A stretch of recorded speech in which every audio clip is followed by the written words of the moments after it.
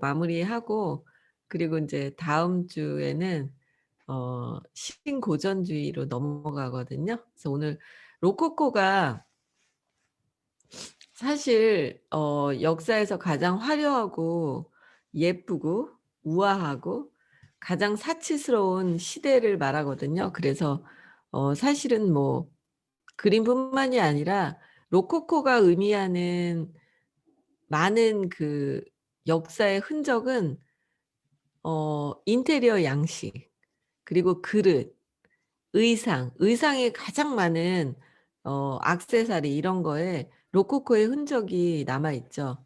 그래서 오늘은 그 여러분들이 다 좋아하실 고런 재밌는 그릇 요런 것 그 시대에 당대에 아주 히트를 쳤던 도자기가 있거든요. 그래서 저는 사실 너무 좋아해요. 제가 좋아하면 여러분들도 좋아할 거라고 생각하고 네. 시작하도록 하겠습니다.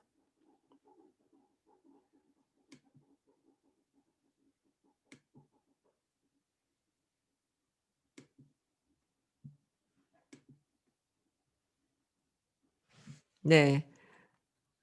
로코코. 어 조개의 문양을 뜻하는 그런 로코코라는 그 이름 자체가 조개 문양이라는 뜻인데 그 어떤 이렇게 인테리어에 요렇게 어 벽이나 이런 데 기교가 많이 들어간 장식을 많이 한 그거에서 시작된 말이거든요, 로코코라는 말이. 그래서 사실은 이제 로코코라는 거는 아주 장식적인 장식의 극치를 나타낸 그런 시대라고 볼 수가 있는데 18 세기를 말하고요.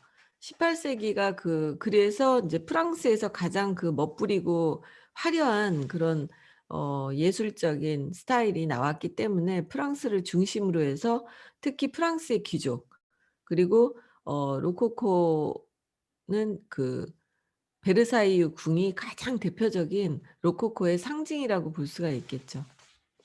지난주에 그 로코코의 대표적인 화가들에 대한 거를 좀 봤는데요.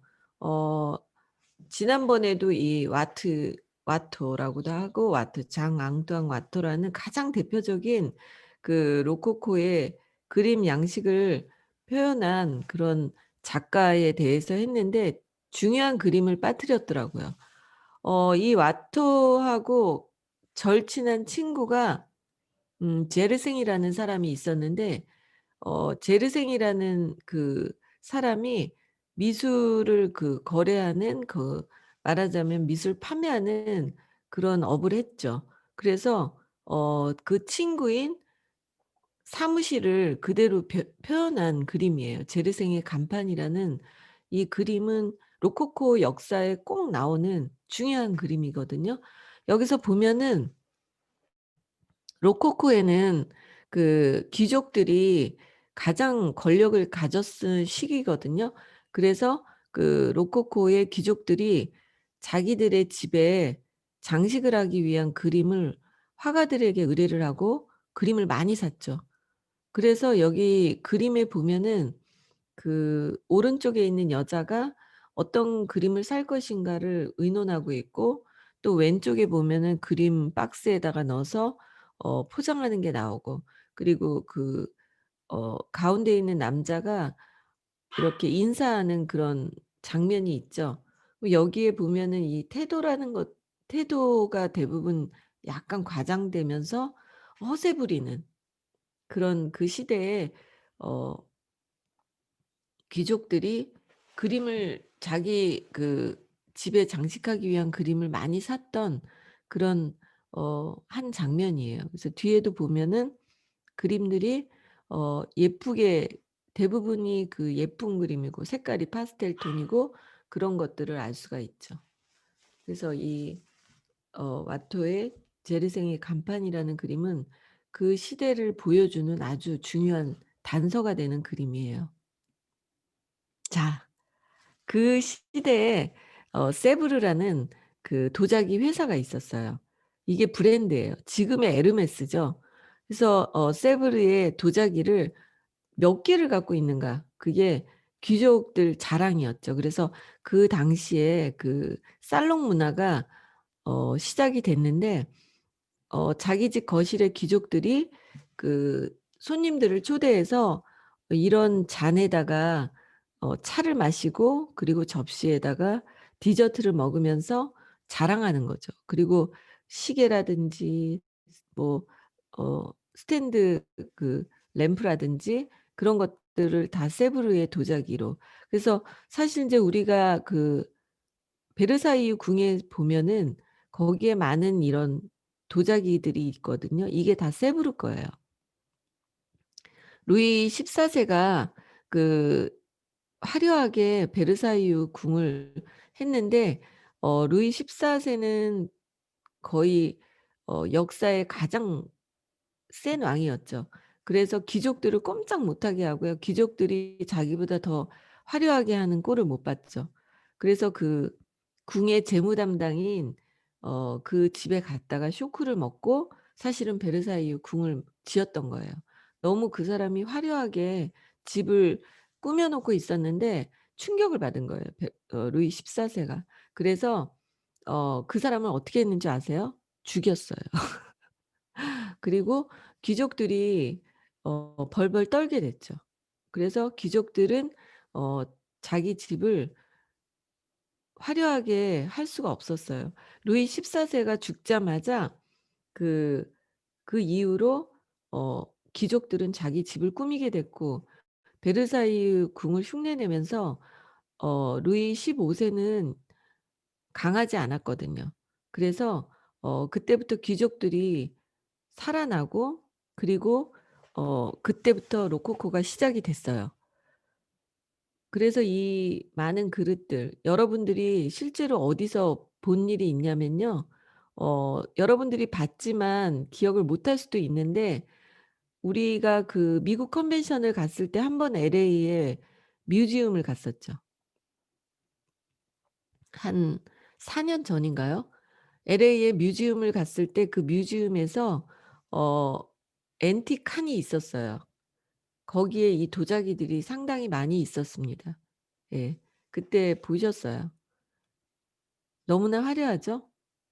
이게 그 베르사유 궁이나 어 귀족들 그런 집이나 궁에 다 들어가 있는 이 세브르의 도자기. 지금은 없습니다. 그렇지만 앤틱으로서 가치가 높고요. 엄청난 가격을 하겠죠. 보물이니까. 국보 뭐 이런 급이잖아요. 청자 뭐 백자 이런 급이거든요.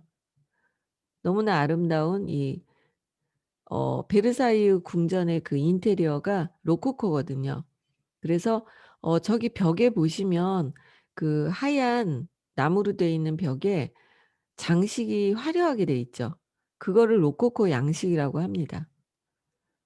베르사유 궁의 그 방마다 다른 컨셉의 뒤에 보면 도자기 있죠. 세브르의 도자기가 있고 주문 제작을 했던 거죠, 색깔별로. 그래서 이렇게 베르사유 궁이 로코코의 집대성이다. 그렇게 볼 수가 있어요. 지금 여행도 못 가니까 그냥 잠시 베르사유를 구경하는 그런 기분으로. 그래서 그 여자들 그 왕의 여자들이 있잖아요. 그래서 그 여자들의 후궁들의 방이 많거든요. 그래서 방마다 그 여자가 자기만의 스타일로 모든 색깔이나 벽 장식 그리고 이 방은 뒤에 있는 그림의 여자의 방이죠. 그래서 그 여자의 컨셉에 맞게 후궁이 바뀌면 그 방을 또 죄다 바꿔요. 그래서 이렇게 이 방은요 마리 앙뚜아네트 방이에요. 마리 앙뚜아네트 침대고요. 이 방이 가장 아름다운 방이라고 하는 그 마리 앙뚜아네트가 묵었던 방입니다. 사실 마리 앙뚜아네트는 비운의 여왕이죠. 원래 마리 앙뚜아네트가 뭐 국민들이 빵이 없다고 하니까 "케익을 먹어라." 뭐 그런 말은 꾸며낸 말이고요. 마리 앙뚜아네트는 검소한 여자였어요. 사실 그 프랑스 그 대혁명이 일어났을 때 어 그 귀족들의 뒤에서 민중을 선도해서 그 왕을 죽이게 한 거죠. 그렇기 때문에 그게 단순한 그런 문제는 아니었어요. 재정이 바닥을 쳤는데 그 재정의 바닥은 사실 루이 14 세부터 시작이 됐죠. 루이 14 세가 이 베르사유 궁을 하느라고 너무 돈을 많이 썼어요. 그리고 정말 화려하게 거대하게 만들면서 돈을 많이 썼고요. 그다음에 루이 15세 때 그 지난번에 여러분들이 그 그림 속에 나오는 15 세의 그 여자가 있었죠? 루이 15 세에 사랑하는 여자. 그 여자가 돈을 많이 썼어요. 그 여자가 그 저 도자기 있잖아요. 세르비 도자기의 VIP였고 가장 책으로 많이 산 1 위였어요. 그래서 그 여자가 어 그 옷을 드레스를 선도했잖아요. 사치에 극치를 달렸고 그 여자는 굉장히 센스가 있고 세련돼서 그 여자가 하는 액세서리 스타일, 가발 스타일, 헤어스타일 그런 것들을 어 많이 했죠. 그러면서 그 옷이라든지 그 로코코가 앞에는 납작하면서 옆으로 길게 된 드레스였잖아요. 근데 그 스타일을 완벽하게 만든 여자도 그 여자였죠. 그래서 그때 그 여자가 사실은 가장 돈을 많이 쓴 여자죠. 그래서 어 사실은 그 마리 앙뚜아네트는 검소했고요. 어 아기를 낳은 다음에는 그 이 베르사유 궁에 있지 않았고 어 이 옆에 있는 작은 그 자연인 같은 고런 자그마한 정원이 있는 그 궁에서 아이들과 행복한 시간을 보냈거든요. 그래서 사실은 그 함스부르크가의 어 신성 로마 제국 그 엄청난 가장 파워가 센 오스트리아의 11 번째 딸로 태어나서 음 행복하게 자랐는데 10 대에 그 이 권력 때문에 이제 프랑스를 그 한 팀으로 만들기 위해서 그 공주를 인제 여왕으로 보낸 거죠, 루이 16 세에게. 그래서 고생을 하다가 사실은 죽은 거죠. 다 모든 그 잘못을 뒤집어 쓰고 단두대에서 죽은 그런 비운의 여왕이라고 볼 수가 있어요. 이 샤르댕이라는 그 로코코 시대에 또 유명한 화가인데 이분의 그림은 어 정물화를 그렸거든요. 근데 이 정물화 속에서도 보면은 이 샤르댕의 그림은 화면을 봤을 때 오른쪽과 왼쪽을 이렇게 분리해서 한번 보면 재밌어요. 오른쪽과 왼쪽이 전혀 다른 그 세계관의 그림이죠. 분리된 그러니까 양극화된 그 시대의 어떤 그 분위기를 그림 속에서 전혀 다른 그 물체를 양쪽으로 놓고 대비시킨 그런 스타일의 그림을 그렸거든요. 이 그림은 뭐 정물화니까 잘 느낌이 덜하실 거예요. 근데 여기서도 보면은 고양이와 생선을 그렸잖아요. 어때요? 고양이와 생선은 적과 적이죠, 적. 그 전혀 다른 그 대비되는 그 물체를 표현함으로써 서로의 전혀 다른 그 상대적인 그런 관계성을 그림에다가 살짝 표현한 그런 스타일의 그림이었어요. 그리고 그 윌리엄 호가스라는 또 그 시대에 화가가 있는데 이 화가는 그 영국에는 사실 화가가 별로 없잖아요. 근데 영국에서 그 시대에 어 좋은 그림을 등장시킨 그런 중요한 화가죠. 이 사람은요 인품이 좋고 굉장히 좋은 사람이었어요. 그래서 이 사람은 그림을 그리기 전 이 동물이라든지 어린아이들 그런 그 대상이 순수한 대상을 주로 그렸고요. 소박하고 순수한 대상을. 그래서 그리고 이 사람은 또 그 시대에 어떤 그 풍자 있죠. 귀족의 나쁜 거에 대한 풍자. 그거를 시사 풍자 같은 그림을 그리면서 고발한 거죠. 그래서 그 시대에 결혼이 다 정략 결혼이잖아요. 국가 간의 정략 결혼, 그 귀족 간의 정략 결혼. 그다음에 여기서 말하는 정략 결혼의 가장 큰 의미는 뭐냐면 그 귀족이 아닌 돈 많은 부르주아가 몰락한 귀족과 결혼을 하죠. 그러면서 귀족의 신분을 얻고 그다음에 몰락한 귀족은 그 부르주아의 돈을 얻게 되죠. 그래서 몰락한 집안의 아들과 그리고 부르주아의 딸이 결혼을 해요. 그러면서 그 시대에 그 신흥 부자들이 생겼잖아요, 상공업이 발달하니까. 그래서 인제 그런 정략 결혼을 풍자한 그런 그림이에요. 그리고 방탕한 상속인 연작. 그러니까 귀족의 자식들이 방탕해서 그 귀족이 몰락을 하게 되죠. 그래서 인제 어 바보 같은 귀족의 아들들이 뭐 지금 옷을 맞춰 입는 그런 그림이죠. 그런 표현. 그러니까 그 시대의 그런 어떤 영국의 사실, 풍자 요런 것들을 주로 그렸어요. 그리고 회장선출이라는 이 그림도 이제 그 부르주아 안에서 뭔가 그 회장을 선출하고 이런 것들이 있죠. 거기에도 뭔가 검은 돈이 많이 들어갔겠죠. 그런 것들을 또 이렇게 그 되게 보기만 해도 교양이 없는 그런 거잖아요. 그래서 돈이 많은 신흥 부자들이 나오는 그 시대에 그런 것들을 풍자를 했어요. 자, 그리고 이 조슈아 레이놀즈라는 이 화가는 그야말로 진짜 순수한 화가거든요. 그래서 이분은 정말 그 동물과 아이들에 집중적으로 표현을 했어요. 그래서 소녀와 개라는 이 그림이 있는데 여기에서도 이 그 아이와 그림을 그리기 전에 충분히 2-3 시간을요, 간식도 주고 같이 놀아 주고 하면서 친해진 다음에 이 아이를 그렸다고 하더라고요. 그래서 음 그 대상과 시간을 많이 보내면서 감성을 어 끌어내고 그리고 그렸다는 그런 이야기가 책에 나와요. 주로 어린아이들. 그런데 이 사람이 보면은 뒷 배경을 풍경으로 많이 넣고요. 풍경을 몽환적으로 넣었죠.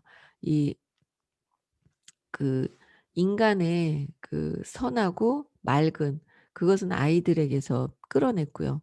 그리고 그거는 또 자연이잖아요. 그쵸?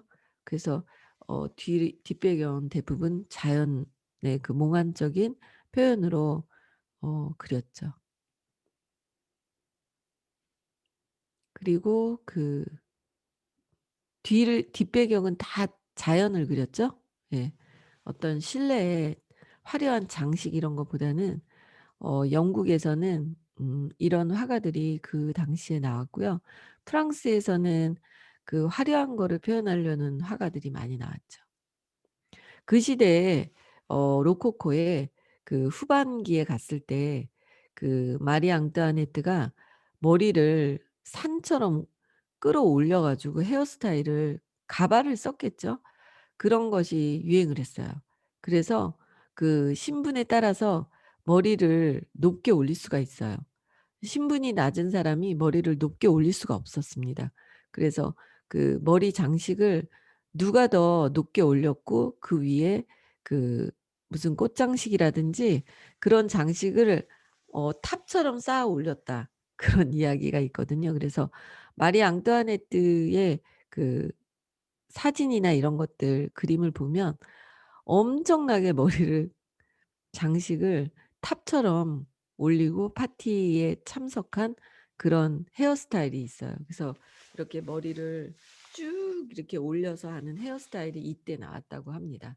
근데 머리를 이렇게 올리잖아요. 그러면 얼굴이 이렇게 작아 보이면서 그 사람이 우아해진대요. 이렇게 머리를 이렇게 저희가 이렇게 머리 좀 올리면 어때요? 얼굴이 더 뚫어지게 잘 보이죠. 그죠? 얼굴이 더 강조가 되죠. 그래서 어 그렇게 머리를 여기 헤어 전문가 있는데 머리 스타일 함부로 얘기하면 안 될 것 같아요. 네. 그래서 이렇게 머리를 올려서 자기를 돋보이게 하는 그런 헤어스타일이 그 당시에 유행을 했습니다. 그쵸? 머리가 굉장히 올라가 있죠? 다 뒤에는 그 몽환적인 자연을 배경으로 넣은 거죠. 이 화가는요. 자연을 너무 그리고 싶었어요. 그런데 왜 자연만 그리지 못했는가? 풍경화를 못 그렸는가? 풍경화가 나온 거는 인상파 시대부터죠. 풍경화는요. 아무도 사지를 않습니다. 풍경화에는 사람이 들어 있지 않죠. 자기가 주인공으로 들어 있어야지 그 그림을 사요. 그래서 풍경화를 그리면 팔리질 않기 때문에 화가들이 풍경화를 그리고 싶은데 풍경화를 못 그리니까 그 의뢰자의 인물을 넣으면서 뒤에다가 풍경을 엄청나게 그리죠. 그래서 그런 기법을 쓴 거예요. 그래서 이 여자를 빼고 난 풍경화를 생각한다면 훨씬 더 작품이 좋을 수도 있어요. 괜히 걸리적거리죠. 저 풍경이 너무 색감이나 이런 것들이 파스텔 색조가 몽롱하고 멋지거든요. 실제로 보면 더 그래요. 그런데 오히려 이 인물이 걸리적거리는 그런 느낌이 저는 살짝 들었었거든요. 근데 어쩔 수 없이 이 여자에게 의뢰를 받고 자기가 하고 싶은 풍경을 뒤에다 넣었죠.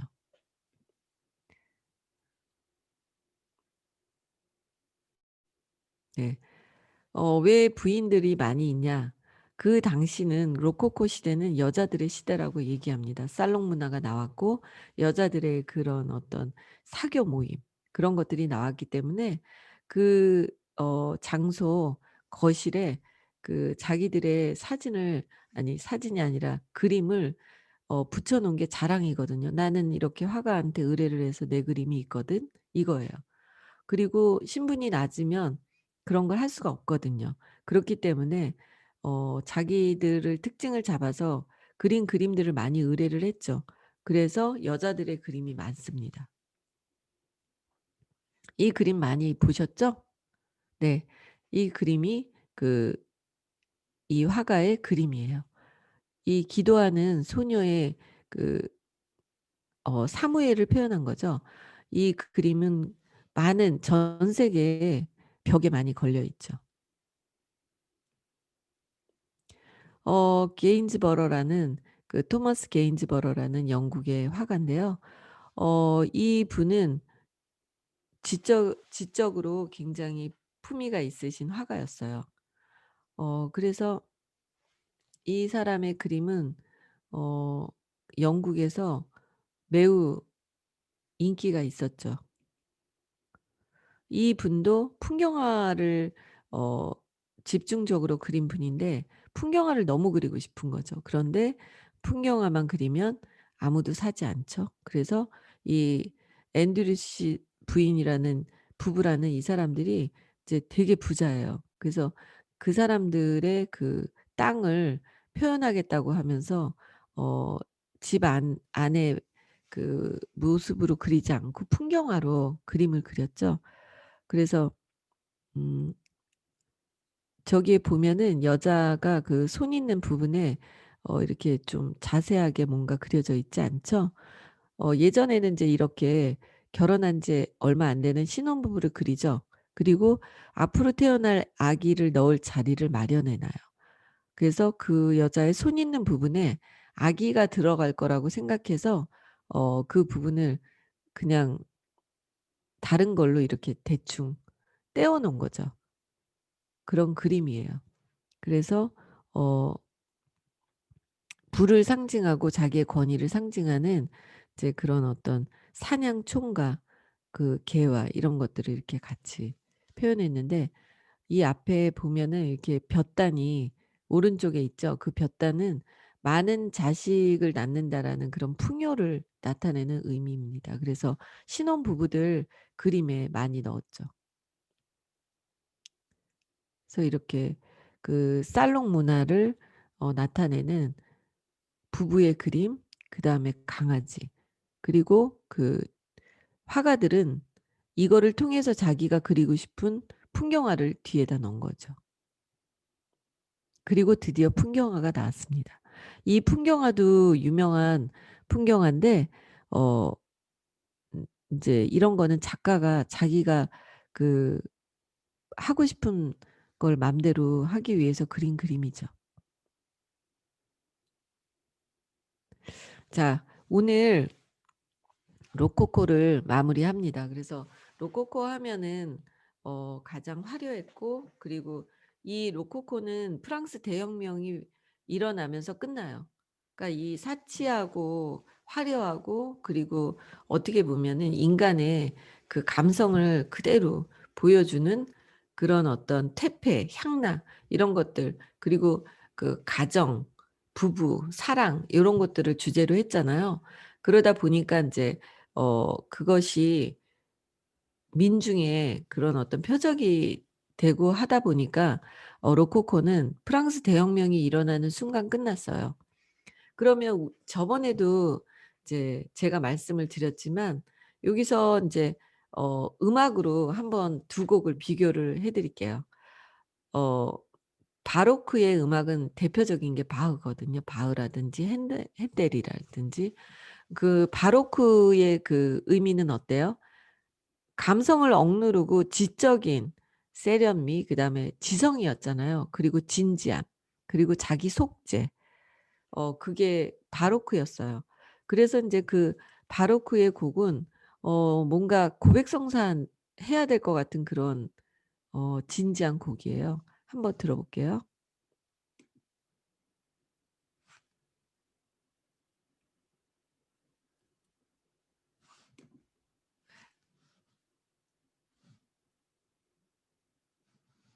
소리 들리세요? 안 들려요?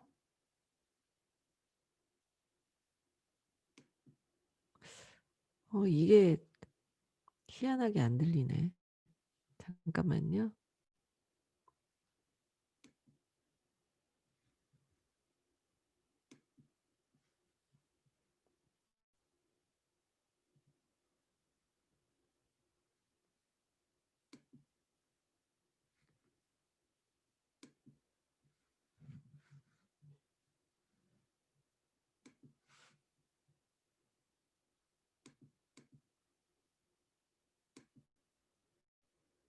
안 들려요? 이거는 좀 다시 뭔가 재생이 왜 안 되는지 모르겠네요. 음. 할 수 없다. 다음에 다시 해 볼게요. 네. 제가 그 음악으로 로코코 음악하고 바로크 음악을 비교해서 들려 주려고 준비를 했는데, 그 로코코의 대표적인 음악은 모차르트예요. 모차르트를 보면은 그 감정 표현이 되게 확실하잖아요. 막 그 웃고 뭐 슬프면 슬프고 막 이런 것들이 굉장히 표현되는 곡이죠. 모차르트가 그 마리 앙투아네트 그 시대에 같이 공전했잖아요. 그래서 그 모차르트 곡하고 바흐 곡을 들려 주려고 준비를 했는데 다음번에 한번 음악이 어떻게 왜 안 나오는지 한번 알아볼게요. 어쨌든 마무리가 됐고요. 그 로코코 양식은 가장 그 역사에서 화려함을 그 나타내는 그림이었고, 그리고 지난번에도 제가 말씀드렸지만 어떤 그 시대에 어 중요시됐던 그 부분이 또 반대의 반발 세력이 나오죠. 그 반발 세력이 나오면 그다음 시대는 그 반발 세력에 의해서 새로운 양식이 출현을 하는 거예요.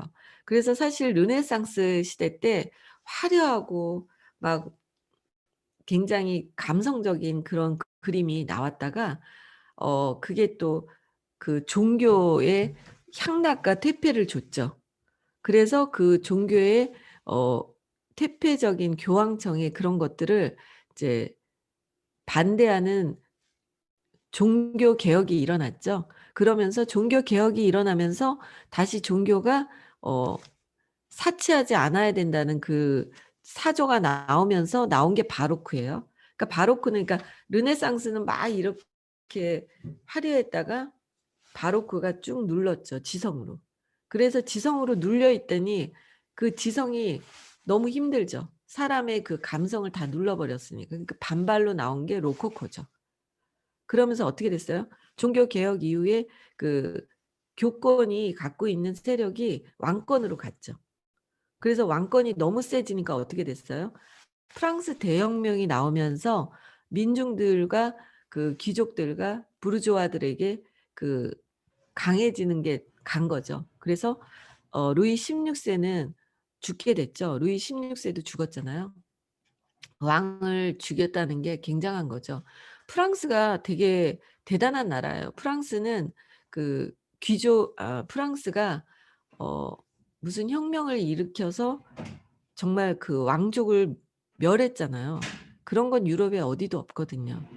그래서 지금도 프랑스는 귀족 이런 거 아예 싹 없애 버렸잖아요. 다른 그 유럽은 귀족이 다 남아 있죠.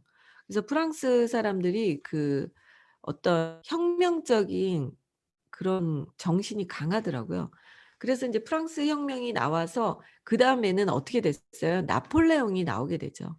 그래서 나폴레옹이라는 부르주아, 어떻게 보면 귀족이 아닌 그런 새로운 왕권은 아닌데 그 사람도 결국에는 황제처럼 권력을 갖게 되죠. 그래서 그 나폴레옹이 자기의 권력을 로마 황제처럼 가지려고 그 예전에 그 황제가 가장 강했던 역사의 흔적이 로마 시대죠. 그래서 그 로마 시대의 것을 다 그대로 끌고 와요. 그래서 그거를 모방을 하죠. 그래서 그 시대가 갑자기 현대를 향해서 가다가 로코코가 갑자기 과거로 돌아가요. 그래서 그거를 신고전주의라고 이야기합니다. 고전주의인데 새로운 고전주의인 거죠. 그래서 어 로코코 다음에는 다시 눌러버리는 신고전주의가 나와요. 그런 다음에 어떻게 돼요? 그게 너무 눌렀으니까 다시 또 그 감성이 나와야 되겠죠. 그래서 다시 낭만주의가 나와요. 그래서 항상 어떤 게 강해지면 반발 세력이 그다음에 기다리고 있죠. 그래서 우리가 하는 어떤 그 역사에서 항상 어떤 하나의 마케팅이 아니면 하나의 어떤 세력이 계속 간 거는 없어요. 그러니까 이 뉴스킨 코리아 안에서도 보면 여기서 가장 1 등 되는 그룹이 계속 바뀌는 거예요. 그럴 수밖에 없는 거죠. 1 등은 영원하지 않고 꼴찌도 영원하지 않습니다. 그거는 그냥 모든 역사의 흐름에서 나타나는 거예요. 그러면 사실 그 반발이 일어났을 때 보면 어떤 그 경제라든지 사회의 변화가 일어났을 때인데 그때 보면 가장 꼴등이었던 게 다시 올라와요. 왜냐하면은 1 등과 비슷하게 가고 있었던 거는 그전에 했던 것들이 너무 많이 몸에 있기 때문에 어려운 거죠. 그래서 어떻게 보면은 변화할 때는 고전에 가장 그 유행했던 것을 바로 버려 버리는 게 훨씬 더 유리하다. 그렇게 우리가 지혜를 볼 수가 있겠죠. 그럼 지금 코로나 이후 시대에 세상은 너무나 바뀌었거든요. 그러면 코로나 이전 시대에 유행했던 키워드를 다 거꾸로 해 봐야 되죠. 거꾸로. 그러면 오히려 엄청난 새로운 게 창출이 될 수가 있는 거라고 볼 수가 있어요. 이제서 음악이 나오네요. 효림 사장님이 뭐 어떻게 한 것 같은데. 효림 사장님이 하신 거죠? 지금 나오는 게 그렇대요. 효림 사장님이 음악을 틀어 주셨습니다. 네, 이게 그 감성을 누르는 듯한 그런 바로크 양식의 마흐, 이렇게 사람 차분하게 만드는 곡이죠. 기도할 때 틀어야 될 곡. 그리고 모차르트 곡 해 주세요, 사장님.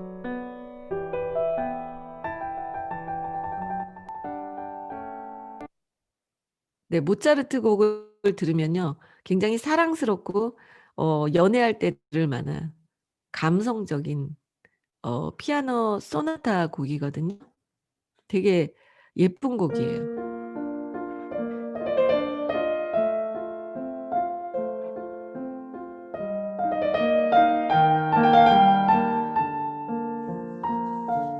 좀 사랑스럽죠?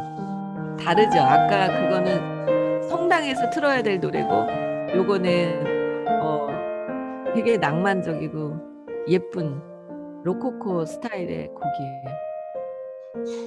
이렇게 여러분들이 인제 하나씩 이렇게 접하다 보면 그 시대별로 음악, 그림, 의상 모든 스타일이 다 같이 바뀌었다는 것을 느낄 수가 있습니다. 이제 인상파 할 때도 인상파 그 음악도 한번 들려 드릴게요. 그래서 어쨌든 이렇게 그래서 우리가 저도 인제 미술사를 하면서 지금 이제 내가 작년에 했던 거보다는 내년에는 또 새로운 것을 더해서 어 뭔가 변화를 쪼금씩 뭔가 창의적인 창의성이 들어가서 '변화를 해야 되겠다.'라는 그런 것을 더 많이 느끼게 되면서 요즘에 아이디어가 막 떠오르는 거예요. 그래서 우리가 이 미술사를 그냥 단순히 '예쁘다.' 그러고 보는 게 아니라 이 미술사를 하는 이유는 그 미술사를 하면서 우리가 미래를 보는 안목을 키우는 거예요. '아 그러면 또 요렇게 바뀌겠구나. 이렇게 바뀌겠구나. 지금 세계관이 이거면 경제가 이렇게 바뀌고 가장 포커스가 되는 어떤 부분이 바뀌겠구나.' 그래서 지금 이 시대에는 어 노마드 시대잖아요. 매일 똑같은 장소에 출근하는 일이 어 '계속될 수 없는 시대구나.'라는 것을 느낄 수가 있죠. '자유롭게 일하는 직업을 찾아야 되는구나.' 그런 것들을 느낄 수가 있습니다. 그래서 오늘도 그 여러분들이 더 안목을 키우는 그런 미술사, 미라클 트리의 미술사 로코코 시대를 마무리했고요. 다음에는 인제 프랑스 대혁명 이후에 더 현대로 다가오는 이제 신고전주의 조세핀과 나폴레옹의 이야기가 같이 나오게 될 거예요. 그래서 다음 주도 기대해 주시길 바라겠고요. 오늘도 어 힐링 시간이었으면 좋겠고요. 어 우리의 많은 새로운 멋있는 재미있는 콘텐츠를 미라클 트리에서는 만들고 재미있는 추억과 역사를 여러분들과 함께 이어나갈 거라고 저는 생각을 합니다. 아무튼 감사드리고요.